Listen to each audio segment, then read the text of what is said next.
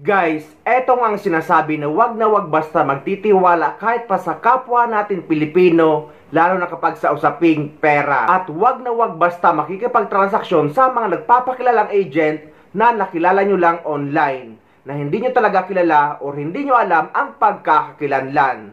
Dapat sa mga legit travel agency kayo makipagtransaksyon.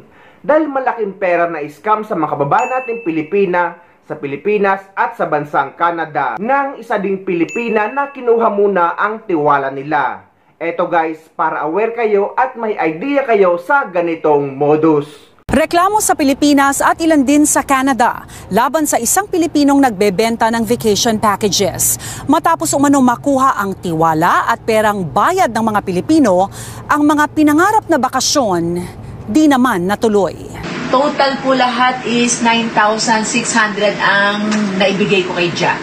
It's amounting 5,192 in total. Supposed to be 4 tickets from Montreal to Philippines. This is my e-transfer for Jamaica, which is 2,400. And ang pattern niya is to show people na legit siya, may paalisin siya, may paalisin. And then after that, yung mga next na magbubuk, wala na siyang planong paalisin ka eh. Nagbook po ako sa kanya ng Palawan and Boracay package na walang nangyari ni isa. Mga pangalan ng higit 60 katao ang nasa listahang ito mula Alberta, British Columbia, Ontario, Quebec at Saskatchewan.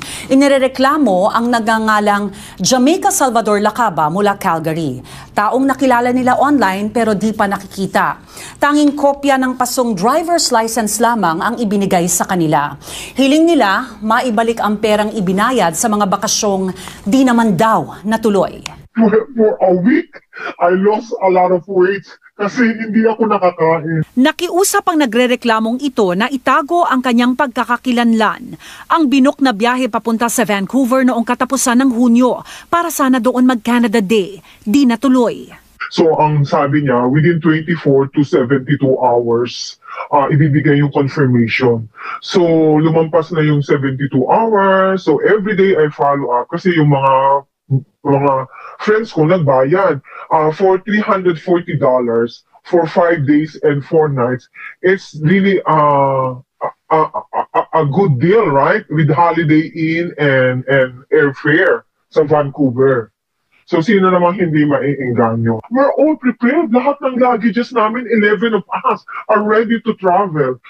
Nag-text siya, sabi niya ganyan, ate, cancel na ang flight niyo to Vancouver. Sabi ko, Jack, wag naman ganun. Sabi ko, wag ganun, Jack. Nag-book ako ng Punta Cana and you won't believe it, ang price niya is only $630 per person. $630, which is normally is like 2,600 or 3,000. Anong kasama daw nung 630? Everything. It's like normal, like flight, hotel, all-inclusive hotel, which is food included. And it's a high-end hotel, means luxury hotel. Kay Lacaba, binili ni Estopacia ang bakasyon sa Punta Cana, Mexico noong Hunyo.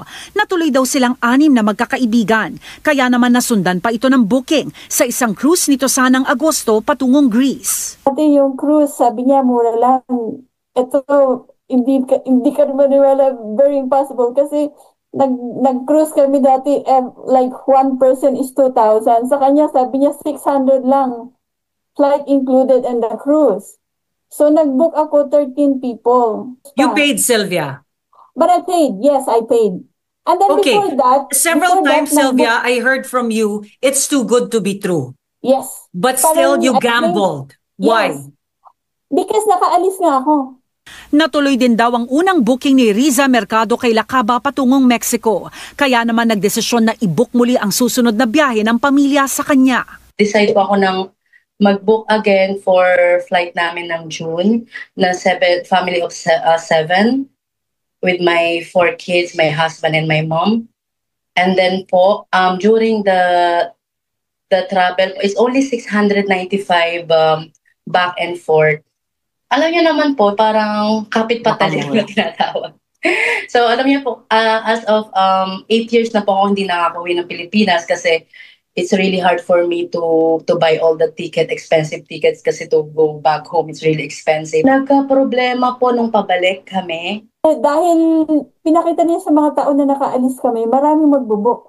Ginagastosan niya yung una to get the trust ng people. And then dun ka niya dadalihin sa next na mga booking. Higit $300,000 o higit 13 milyong piso ang isinisigaw na refund ng mga nagrereklamo laban kay Lakaba. 5 buwan na walang problema sa pagbabayad si Lakaba sa travel agency na ito sa Pilipinas na pag-aari ni Rachel Ina Rodelas. Si Rodelas ang nagbubuk ng bakasyon ng ilan sa mga naging kliyente ni Lakaba. Pero aniya, ang huling transaksyon kay Lakaba noong Hulyo, pumalya.